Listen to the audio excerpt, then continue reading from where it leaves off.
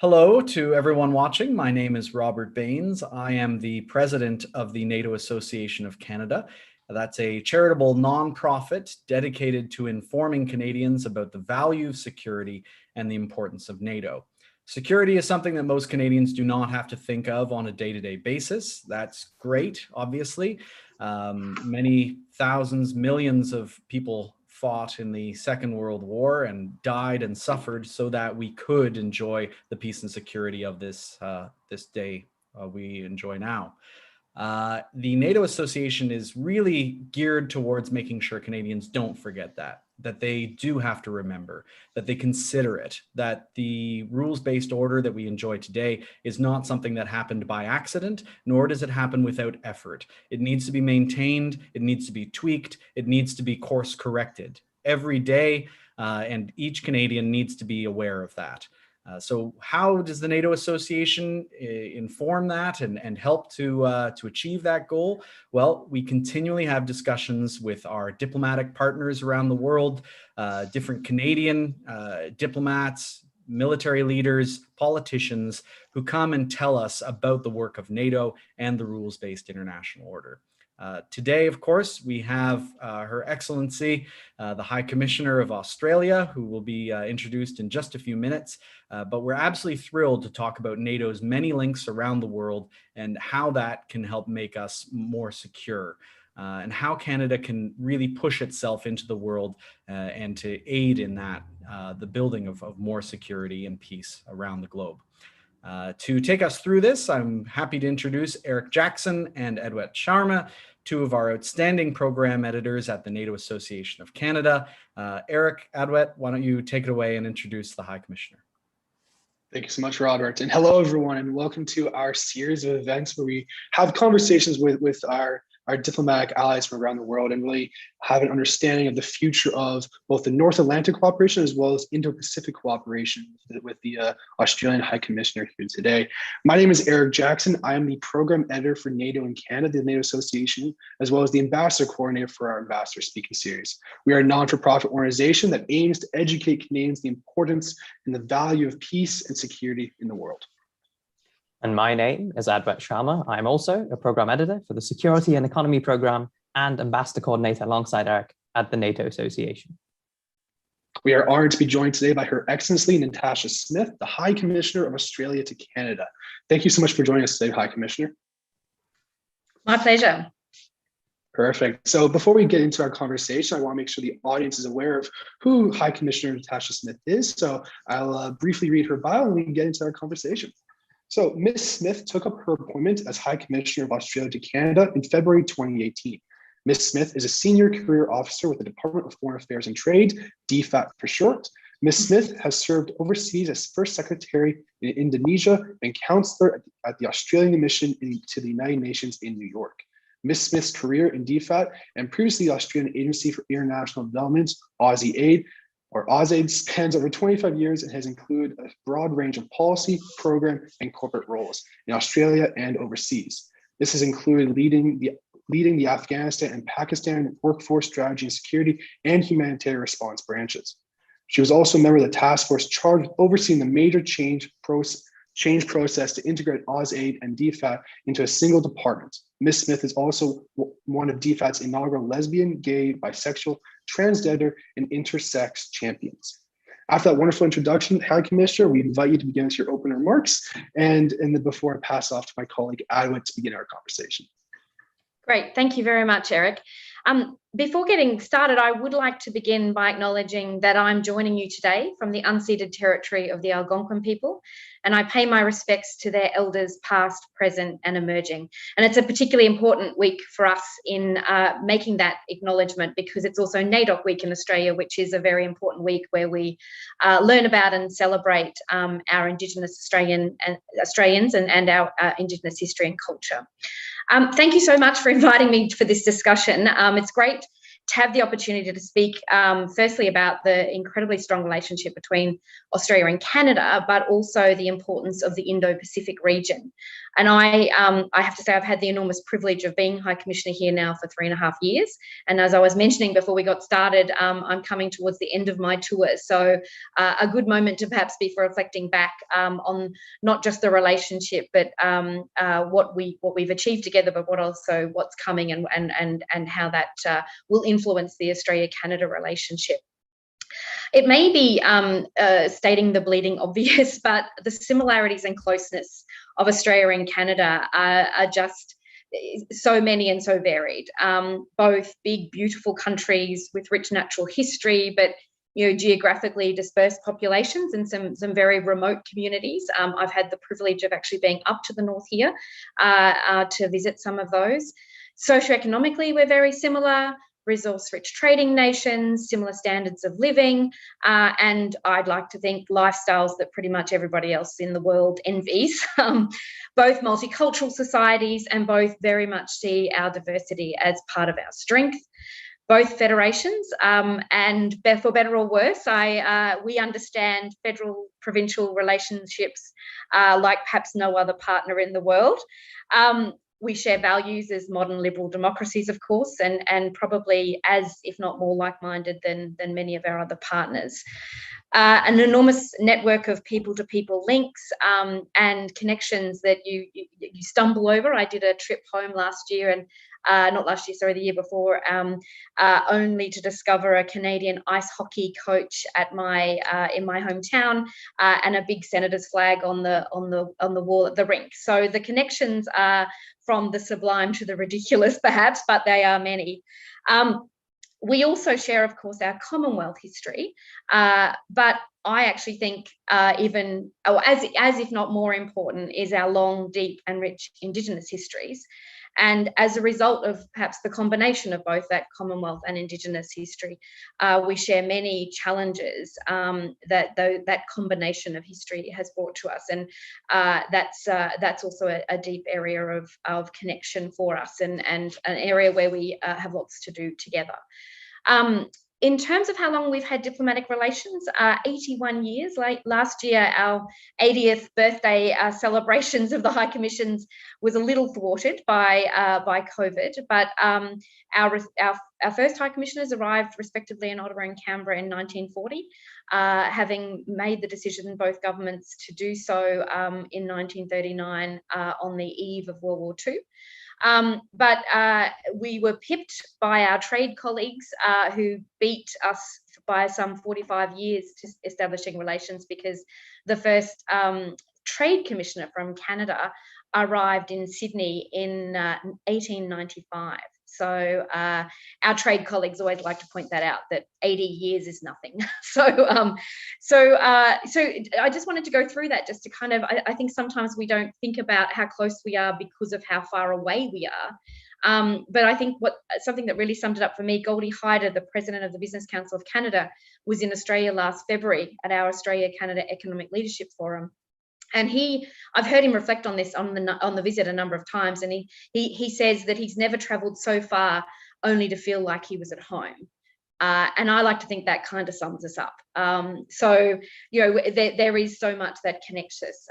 The only downside is the 28-30 hours you have to spend on a plane to get between us. Otherwise, there's probably no two countries really that are closer, particularly if you look at all those sort of features. So being like-minded, good friends, allies, and similar, though, is only part of our story, because, of course, more important is how we take all of that and direct it into our shared objectives, our shared values, and what we achieve bilaterally, multilaterally, and plurilaterally, regionally, particularly in the Indo-Pacific. The bilateral relationship, as you can imagine, given all of those similarities, is incredibly deep and multifaceted. As High Commissioner and having been here for 3.5 years, I still don't know all the different connections. I keep finding them particularly between our federal government departments, between our universities. The amount of exchange that happens is pretty much across almost every issue, public policy issue. Our levels of bilateral trade and investment, despite the fact that we produce a lot of the same things. And before I came here, people said to me, "Oh, you won't be doing a lot on trade because, you know, we're competitors." Actually, I call us competi friends, and the trade and investment between us bilaterally is very strong. We're both, of course, founding members of the Comprehensive Partnership, Trans-Pacific Partnership, Comprehensive and Progressive Trans-Pacific Partnership, which surprisingly is our first comprehensive trade agreement between us. But that relationship, that trade and investment, and our company relationships is also very strong. A number of Australian companies, for instance, are listed on the Toronto Stock Exchange. I can go on. Students, 180 agreements between our universities. Not so many today, but working holiday makers. I would like to call Whistler Wistralia in non-COVID times, given the number of Australians you'll find up in Whistler, but also across the country, and that's a two-way thing. So those connections are deep, and it isn't just on the people-to-people. There's also deep scientific research, business connections, as I said, and from a government perspective as well. So that's kind of, and I can talk probably for a day or two on all the various aspects of our bilateral relationship, but moving along, multilaterally, again, Canada and Australia, very close partners. We have what we call CANS cooperation, Canada, Australia, New Zealand cooperation. I served in New York, as Eric mentioned, and we're kind of our own little coordinating and burden sharing block.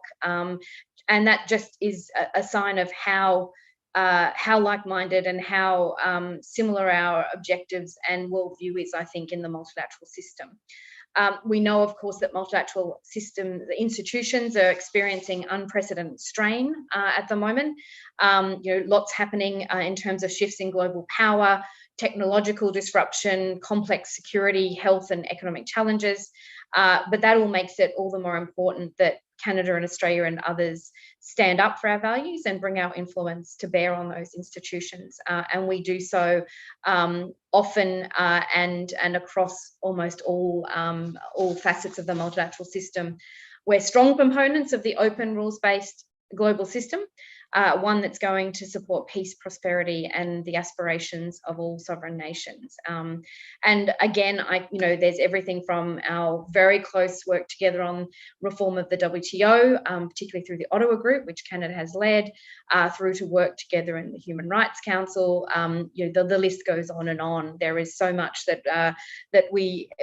so many places that we are engaged on there, and so much that we share at a bilateral level on kind of our perspectives and our plans in terms of the multilateral system. Then I'll move to the Indo-Pacific, and here I'll also bring in the NATO perspective, because I didn't mention NATO under multilateral because we're not a NATO member, but we are a NATO partner, and in fact Canada has been really key at times in terms of our NATO engagement. When we were lucky enough to have Jen Stoltenberg visit Australia, Canada was our go-to NATO member to help us with that visit. And so, and beyond that sort of support, we will often speak to Canada about NATO issues, again, because it's an organisation that Canada's a member of, that we've got a somewhat different relationship, but we certainly value Canada's perspectives and their influence in the organisation. So coming to the Indo-Pacific, our national interests, including, frankly, our economic recovery from COVID-19, tied to the stability and prosperity of the region. That's why we've been such a strong support to the region, particularly on health and economic recovery. But at the same time, COVID has been a big disruptor, if you like, but it hasn't shifted our kind of long-term focus on the stability and the security of the region. The future, though, of the region matters not just to the countries that are in it. It also has major implications for NATO and the international community more broadly. It's a region that I think it's half the world's population. It's the most dynamic economies, with all due respect to other economies elsewhere.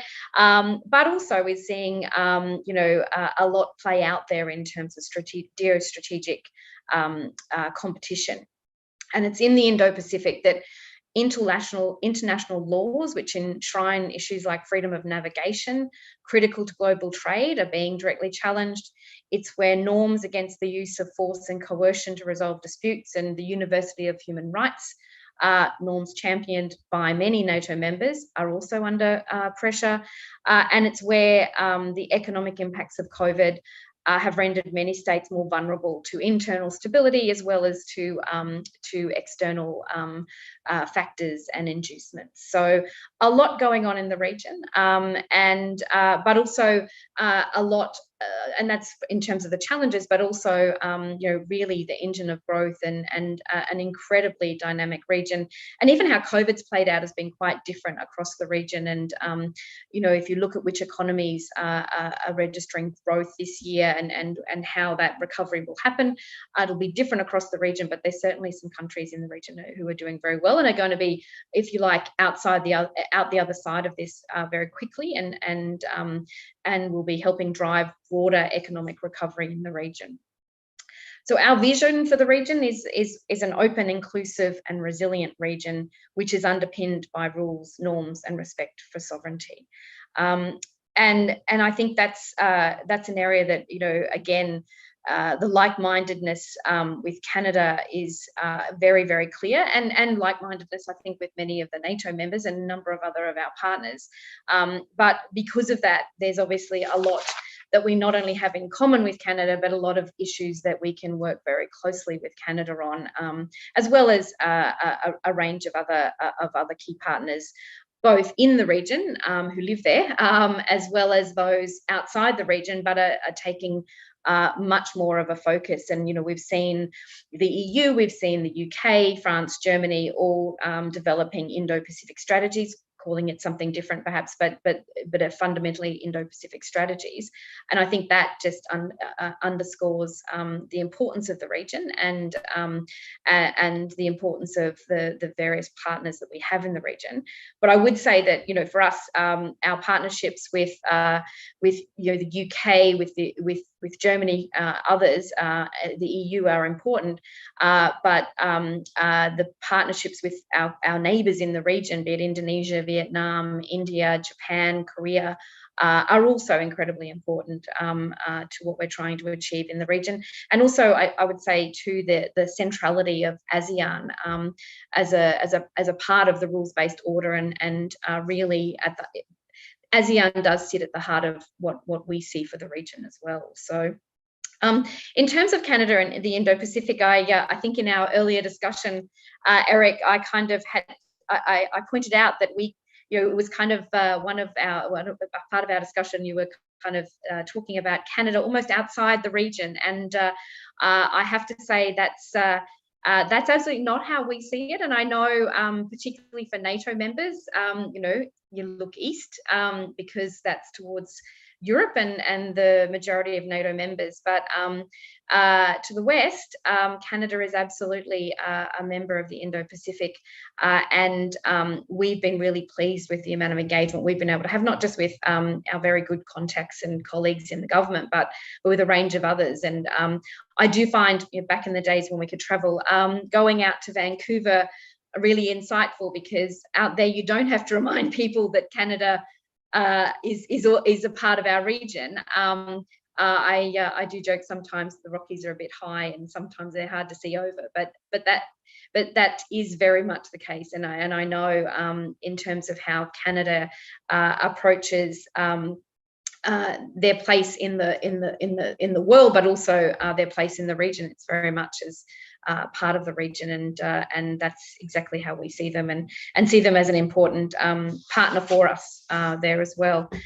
I could go on, particularly in terms of the different challenges there, but perhaps, Eric, it's best if I don't, but rather leave it for our discussion and then questions. But if I could just finish by saying that really that kind of perspective on just how close Australia and Canada are, I can't emphasize enough, and I also can't emphasize enough how deeply honoured I have been to have been the High Commissioner from Australia here.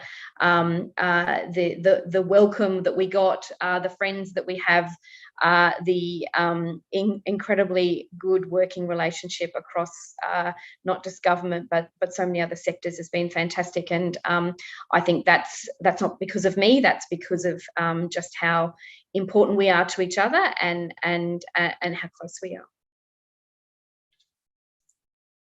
Thank you, High Commissioner, for your wonderful opening remarks. You've gracefully touched upon quite a few of the topics that we're going to be talking about, and I feel so much more closer to Australia, never having visited. So we will now have a moderated discussion before opening the floor to questions from our live audience. And in that regard, our first question is about the bilateral relationship, which you've touched upon extensively. It's essentially, what would you say is the impact of the pandemic on our sort of close ties? And what do you see needs to be done in the future to preserve this cooperation?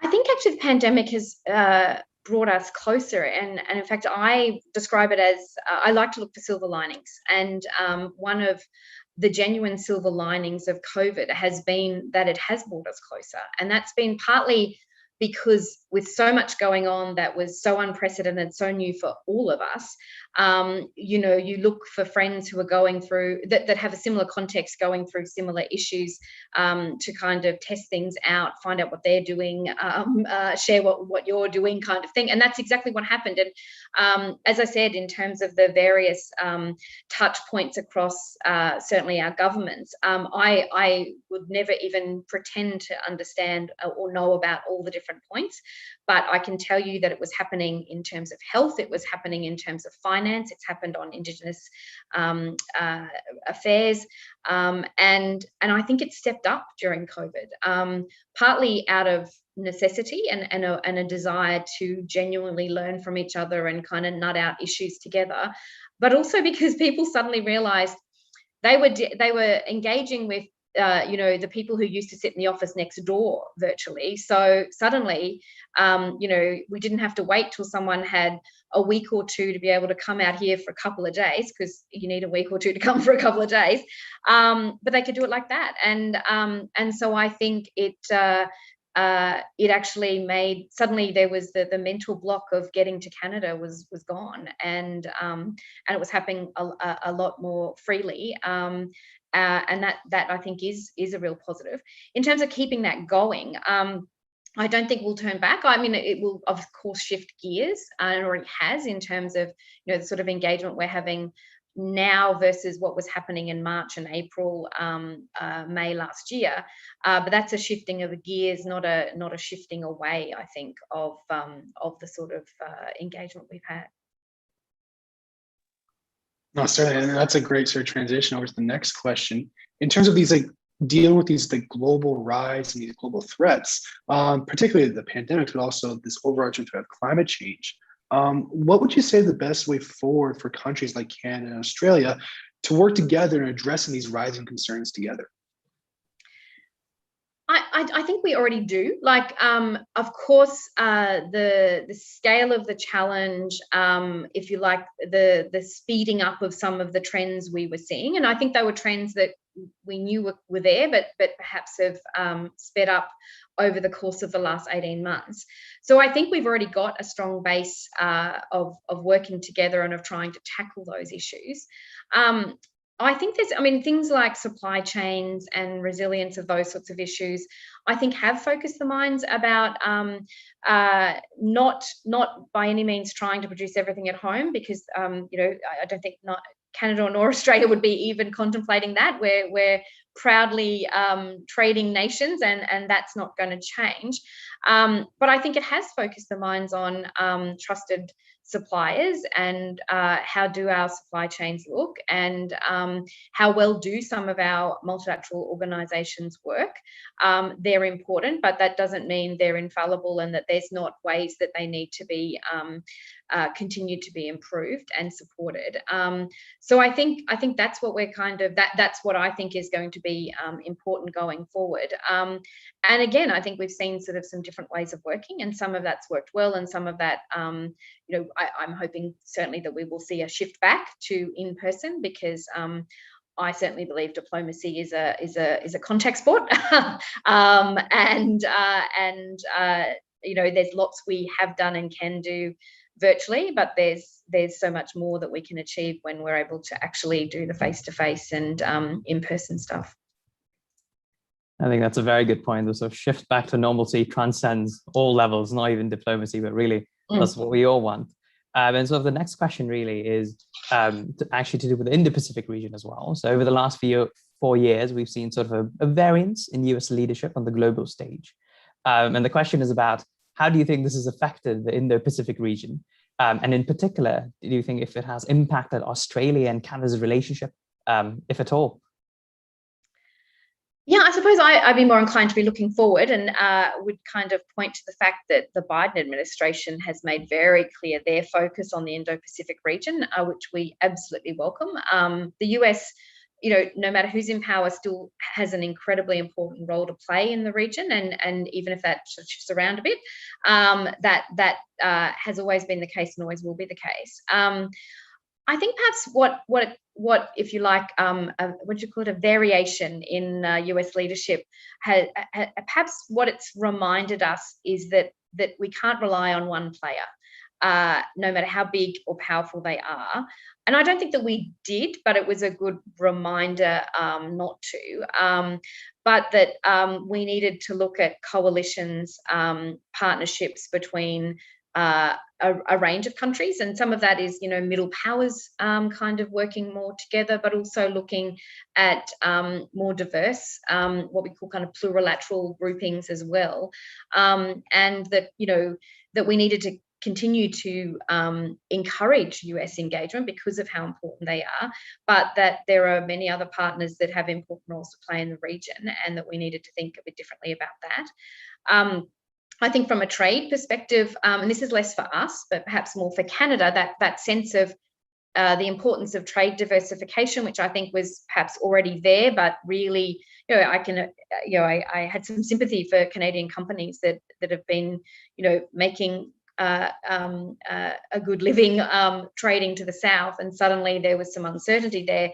It's not something that you shift quickly to other markets, but I think that trade diversification agenda, which we certainly have as well, but we certainly saw come to the fore in Canada, was another aspect of that, and I think that's positive as well. And we certainly encourage trade diversification to mean look to us, but also look to us not just as come and trade or invest in Australia, but also to see us as a platform into the region, and that particularly in some of these big third country markets, a lot of possibility and scope for consortia and having Australian and Canadian companies actually working very closely together.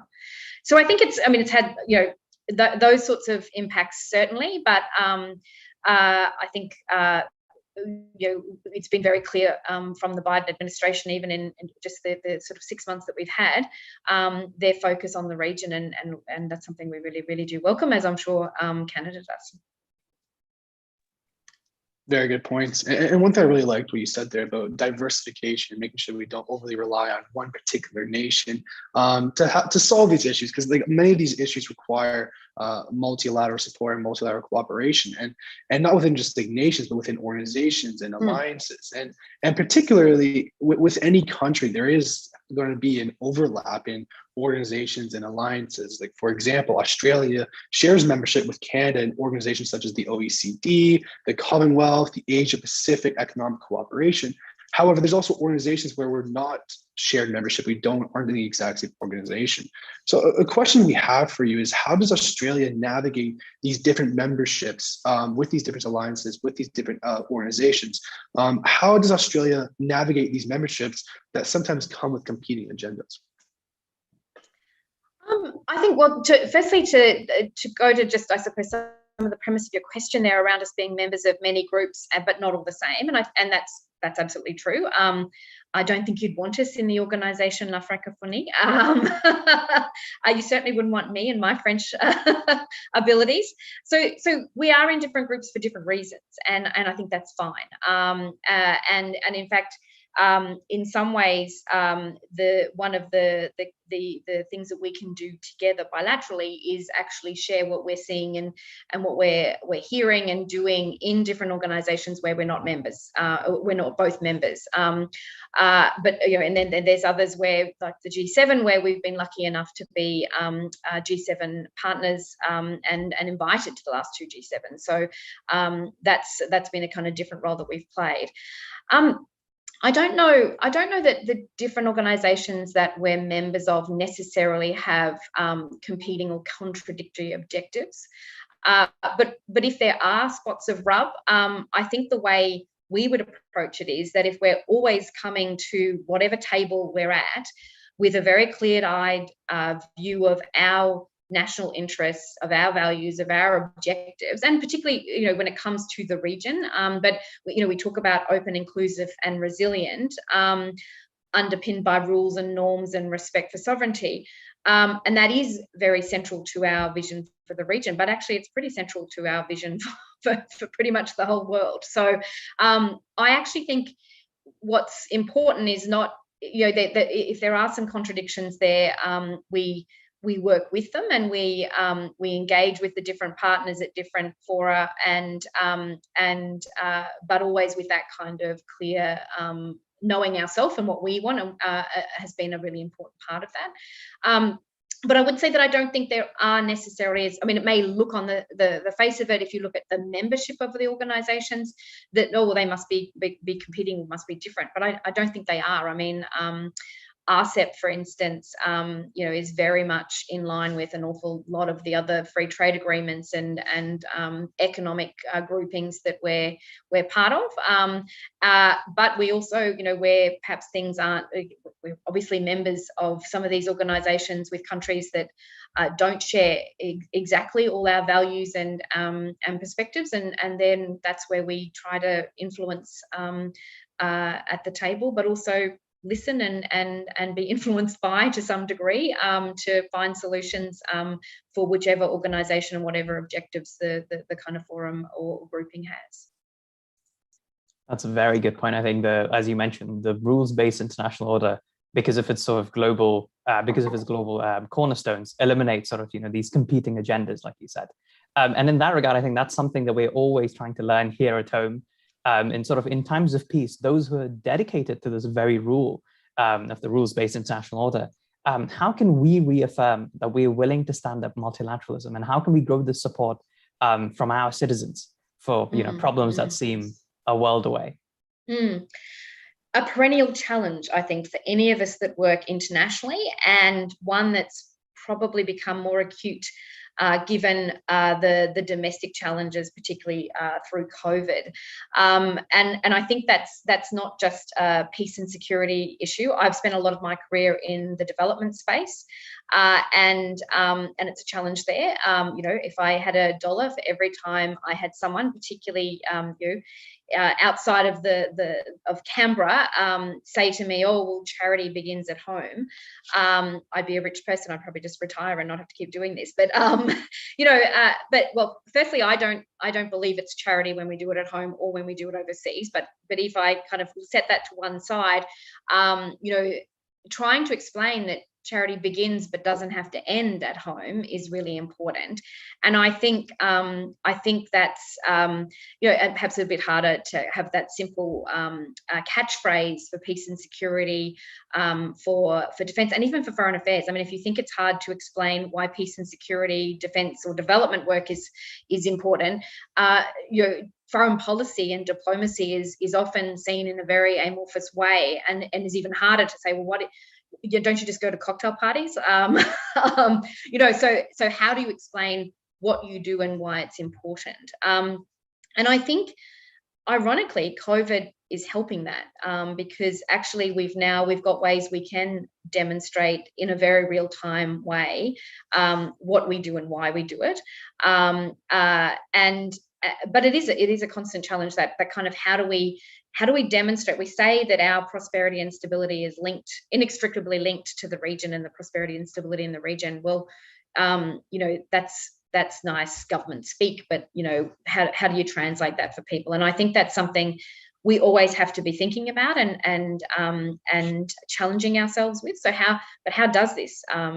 What does this mean for the Australian in the street, or the Canadian, or whoever? I personally have found that telling real life stories helps. Again, a story that kind of talks about what we might be doing in kind of the broad is hard to understand. But if you tell a story about what we've done through our peace and security work, or through our development program, or even through our diplomacy, and right now consular, for instance, getting Australians home, if you can bring that down and make it a story about a real person, or a real community, or a family, that's something relatable. And I think it's something that we have to do more of, and I think it's something certainly in our system we're focused on as a department, but also our ministers are focused on.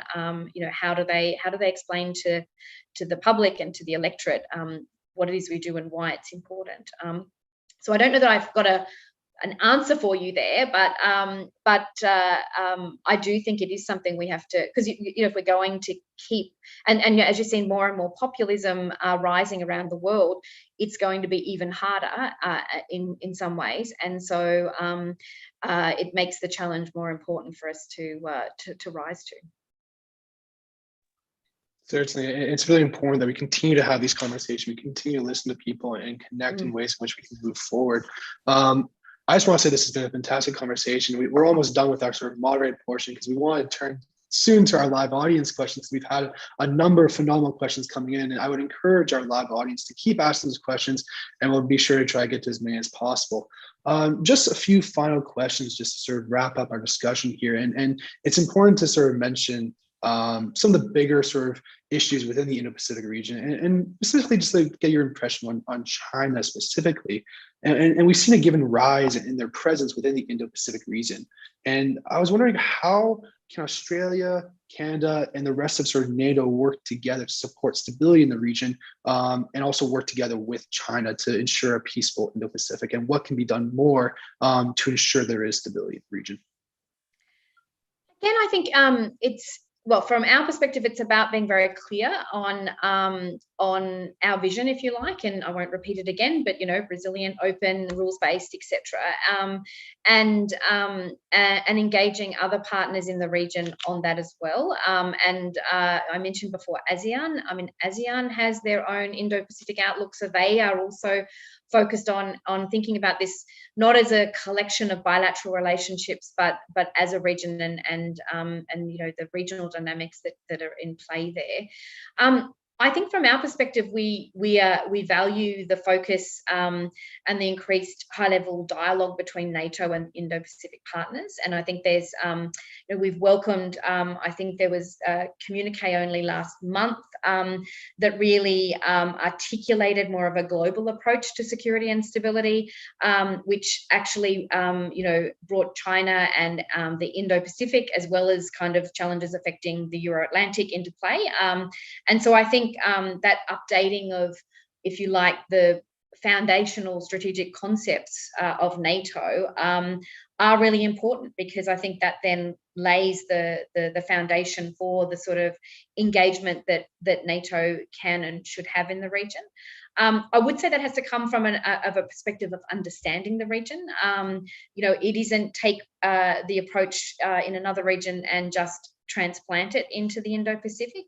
There's a way of working, and there's a way of engaging, and we're certainly keen to have that dialogue with NATO, and to help with that sort of process, but also encouraging NATO to kind of be involved through things like the Racina dialogue and other ways of engaging, because we're ready to contribute to what the alliance does as it develops its thinking and its approach to the region. And I think, when it comes to China, it's about, again, it's being very honest in our engagement, being very clear, China is a big player, an important player, a very important trading partner for us, an important member of the region, but also member of the global community, and an increasingly active multilateral player. but it's kind of that the system comes with rules, and those rules have and kind of the basis of liberal democracy, but also the rules-based order has served us well for an awful long time, and you know, to continue to uphold those is one of the things that we continue to do, and work with partners, and Canada's an important part of that. But also seeing, I think sometimes when people think of the rules-based order, they think immediately of the UN or the WTO, whereas we think of the rules-based order as being much more all-encompassing. It's regional organisations as well, and you know, what happens and plays out in a region like ours is as important to the rules-based order as what happens in New York or Geneva. And so I think that's one of the ways we would do that, and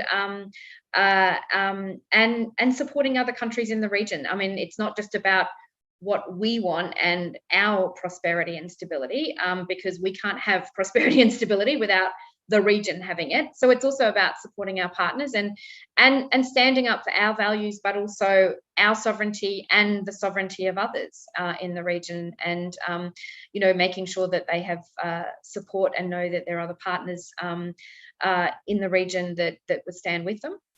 And I think too, we've seen, you know, I call them plurilateral gatherings or groupings, but you know, there's some traditional groupings that have, you know, always been there, the EU, etc. But there are some new ones, and I think they're very important as well. And it's important for us to be engaging. MICTA is one that we're part of. So MICTA is Mexico, Indonesia, Korea, Turkey, and Australia. You know, we're not a group you'd naturally put together. We are all G20 countries that aren't part of other big groupings, and we know, we're not. I don't think I could run through the same list of similarities with those countries as I do with Canada by any means, but you know, one of them at least is very close to my heart, being my first posting to Indonesia. But working together, we can be a bridge between different groupings and help find ways forward on tricky issues. And we work very closely, particularly in New York and Geneva, we've got a work program that we work together on. So that's an example. The Quad is another, obviously, that's had a lot of focus this year. So I think that's kind of, I don't know if I've exactly answered your questions, but kind of a range of perspectives on, I think, how we go about this, and what the importance of the relationships are, and you know, being able to talk with you guys today, I think is important, and we want to kind of have more of those sorts of engagements, and happy to be engaged in that, you know, in places like Canada, all through colleagues in Canberra, but also our engagement with NATO HQ has really stepped up as well, and that's obviously where the main locus of our sharing and engagement is. No, that's a brilliant way to finish off our moderate discussion. And with that, I'd like to turn over to my colleague Adwin, and we can turn over to our live audience and get to as many questions as we can from them, as we have seen a number of very interesting and important questions. So hopefully we can get to as many as possible. Sure thing. Thank you so much, Eric. So we have a range of questions. Seeing as you just sort of talked about the Quad, I think we'll take one of those first. So obviously Australia is part of the quadrilateral security dialogue, while Canada is, of course, not. While cooperation may still occur, would Australia support Canada's entry, or yes or no? And if not, what must Canada do to prove itself or to be worthy of the Quad? It's funny, I've been asked this question a number of times, not in different forums, and I find it really interesting because it's not like we don't all have to be all members of the same groups, and if we are, it actually it changes the nature of what it is. I have kind of perhaps a bit too frankly commented that, you know, the hint's in the name. It's the Quad, and I don't think there's a plan, frankly, to go expanding it, because, you know, it is what it is, and it actually has a longer history. I think people have noticed the Quad lately, but actually it has a much longer history. But it's again, it's, you know, it's not like the gym down the road and there's forms at the front, and you got to pay a certain membership fee. That's not what this is about. It's not about excluding or there being like the CPTPP, that you've got to kind of meet some standard, which you do have to, the gold standard to join. That's just not the nature of the grouping. So I suppose it's not a yes no answer. It's not, there's not an answer to that so simply, because it's not a group that we're kind of trying to expand. That may happen in time, but I think for now, the quad's the quad, and then there's lots that can be done, cooperating with all four of us, but also with us in different formulations, there is quite an obsession here from some quarters wanting to join the quad, maybe there's Canada just likes to join clubs, but it's not really the way to be thinking about it. I think Canada does make an important contribution to the region, and I think that's, we hope, and I think it will continue to develop and grow. But it's not like therefore you get to a certain threshold and it tips you over into membership of the quad. That's just not how it works. No, thank you for that. That makes a lot of sense. And moving on to sort of this next question from the live audience, it actually touches on a subject that we haven't discussed yet, and that's related to the forest fires in Australia from 2019, 2020. And the question is, like, how is Australia recovering from the forest fires that left over 10 million hectares of land burned and over 1 billion animals dead? But if I also might expand on that question as well, to include that we know that other countries in the world support Australia in the response to those forest fires.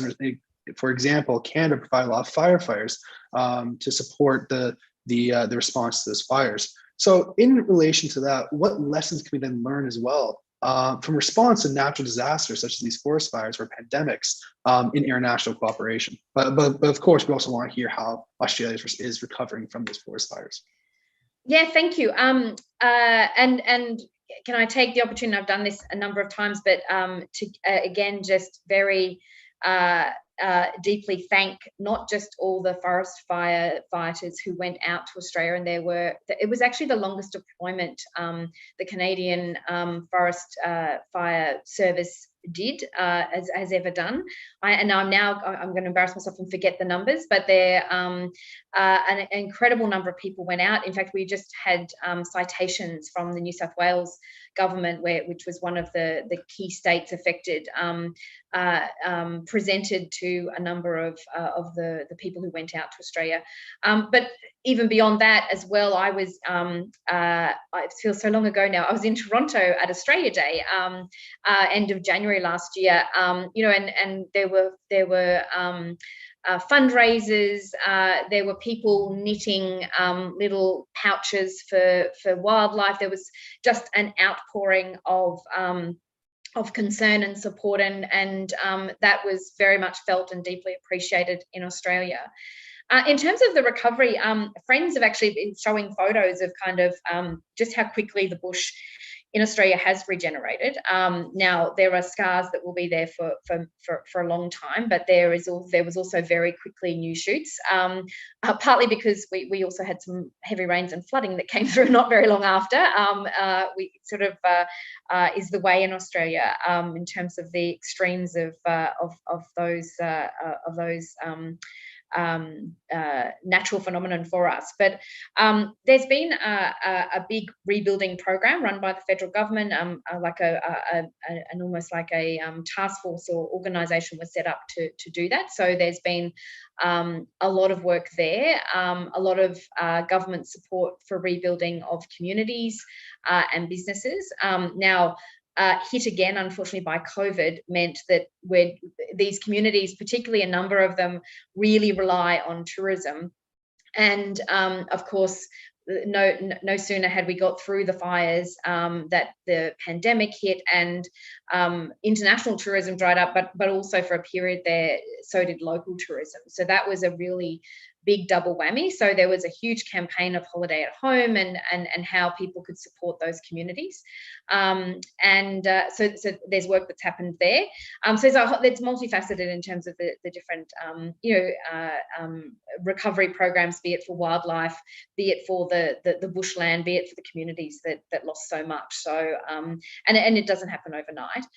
In terms of the lessons learned, I would say that we have very strong arrangements in place. We've sent firefighters to Canada in the past, not in the recent BC fires, but in years gone by. And so there's very established relationships to do that.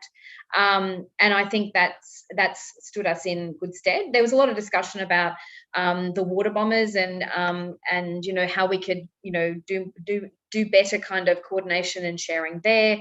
Some looking at the fire seasons and how long the fire seasons are and what that then meant in terms of cooperation.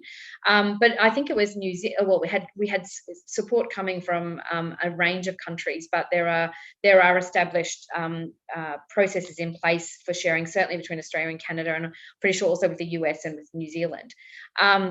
So I think doing that kind of ahead of time planning and having those arrangements and relationships in place are really important. And I say that having worked on humanitarian response in an international development space as well, and it's exactly the same sort of principles. So I think there's certainly that's part of the lessons learned, and I'm sure there's been a lot of lessons learned processes and reviews and things done in various departments and certainly at a state level as well, because a lot of the response, particularly the firefighting response, like it would be here, is provincial or state-based. So I think that's part of it. Again, I'm not privy to all the analysis that may have been done, but I'm sure there's also been a range of other lessons learned around. I know there's changes in terms of building codes and in Australia there's a very big focus around fire season about having your evacuation plan, and particularly if you live in bushland areas. So there's a lot of that I imagine has happened as well, but I'm afraid I haven't got kind of granular visibility of a lot of that work that's gone on.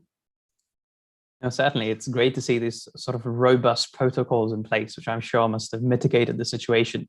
And not let it like we only see sort of the damage that's been done, but we don't really see how much worse it could have been because we don't have that hindsight. And speaking of what we can learn, from what we can in Canada can learn from Australia, Australia's constitutional structure, a federation, yet another similarity, is quite similar to Canada's. And there are new innovations. I believe there's the new National Cabinet of First Ministers, which has been lauded for its efficiency. In that regard, what do you think some of Australia's innovations, what are some of Australia's innovations that could be applied to Canada for better coordination? This is something I don't think there's one perfect model. So I would say that there are things that we share, and we do share with colleagues here. And it's not to say you must do this because it's the best way to do it. It's very context specific. And I would say that I coming in, I thought to this role, I thought, wow, we're so similar. I understand states and feds, so I understand the provinces. And even though that's very similar, it is still quite different in some ways. And particularly, I'd say I was surprised at the economic power of the provinces here. And there are coordination mechanisms here. They were slightly different to, I think ours in Australia were perhaps a bit more regular and structured. But actually, what kind of was one of the learnings and one of the outcomes of the pandemic was actually that you could simplify things, and actually establishing the National Cabinet became really important because of the way healthcare was delivered in Australia and the broader response to the pandemic. We had the New Zealand Prime Minister actually attended the National Cabinet for at least one of the meetings. So I think it was really responding to that context of the pandemic, but also perhaps it gave an opportunity, again, another silver lining, to go, well, wait a minute, do we need a lot of this other structure that we've got? So yeah, I think, I mean, National Cabinet has worked very well, and it's very agile and responsive, and that's been important for us. But you know, whether that would work for Canada, I don't know. But it's certainly something. We have something called the Canada Australia Public Policy Initiative, where we do have a lot of less so during pandemic, just because we've not been able to get together. But it's an opportunity to do a lot of sharing between senior civil servants, and I'm sure that in future CAPI meetings there'll be a lot of reflecting on the sort of things that we both did, the things that were similar, and there's a lot that was similar in terms of our response, and things that were different and what we could learn from each other. And it won't be a one-way street, that learning. Certainly, and there's always important things to try to find ways in which we can share between our two countries. And the next question from our audience is in that light in terms of sharing cooperation between Canada and Australia, to say. And the question is, Australia and the United States currently operate the Pine Gap Global Reconnaissance Post in the Northern Territory, which is instrumental to monitoring China from the south. Will Australia consider partnering with Canada and the US on a northern equivalent post to monitor China and Russia from the north, and particularly in the Arctic? And in addition to that question, does Australia have any interest in the Arctic, or is that not geographically relevant to the country? Well, we're clearly not an Arctic partner. It's a little far away, but that doesn't make us disinterested. And I actually think that there's a lot we can share, polar cooperation, I would call it, rather than it being in the Arctic or in the Antarctic. And of course, there's the issues that play out in the Arctic are different in some ways to the Antarctic because of the nature of the continent, and the fact that there is you know, land under there up in the Arctic, a bit different in the Antarctic. But I think there are still things that we can and we do share on, and you know, even things like training in remote areas, and the sort of scientific collaboration, I think is also important. I had the opportunity to go up and go to one of the new science centres up, I'm trying to remember where now, I think in the Northwest Territories, and you know, the sort of issues that they're studying there are just as relevant in the Antarctic. So I think I don't think we'll be joining the Arctic Council anytime soon necessarily, but there's still a lot of sharing that happens on the kind of practical issues, the scientific issues, and also the geostrategic issues that are at play. I think I'd be swimming a little way out of my lane if I got into the, in fact, I may be in the wrong swimming pool if I sought to comment on the other part of that question, to be honest, other than to say I've heard nothing that would indicate that something like that is about to happen. But no, I mean, it's not something that I feel I can really comment on, other than to say that, you know, we work very closely with Canada. We work very closely with Canada, the US, and other partners, and I think that's only going to get stronger. But again, a bit like the Quad, I don't think it needs to look exactly like something else we've got in order for it to be just as important or just as valuable. I think I'd encourage people not to get hung up on you know, how can we replicate, but rather what are the issues we're dealing with, what are we trying to achieve, and what's the best way to do that. And having clones of things everywhere is not necessarily going to be the best way forward. That's a very good point, and I think certainly the Quad sounds better than a quint. So very good points all around. In the interest of time, and of course we want to be respectful of your time as well, that is all we have time for. We would like to convey our sincere thanks to you, High Commissioner, for agreeing to have this conversation and for your thoughtful responses. And with that, I will now pass it on to our President and CEO, Robert Baines, for some closing remarks. Thanks so much, Adwet. And High Commissioner, it's been an absolute pleasure. And hearing you talk about the rules-based order, and it's the fact that it's much larger than just the UN or the WTO. Of course, we were always thinking of the NATO angle, but it is, the way you mention it does remind me a little bit of an ecosystem. And yeah, you don't have to have everybody involved in every pie, as it were. We've got lots of different ways to collaborate and to integrate different lessons learned. And that's one of the reasons I love it so much, is because it can be this laboratory for testing out one policy here, one policy there, and seeing how those can be used for one country or for another.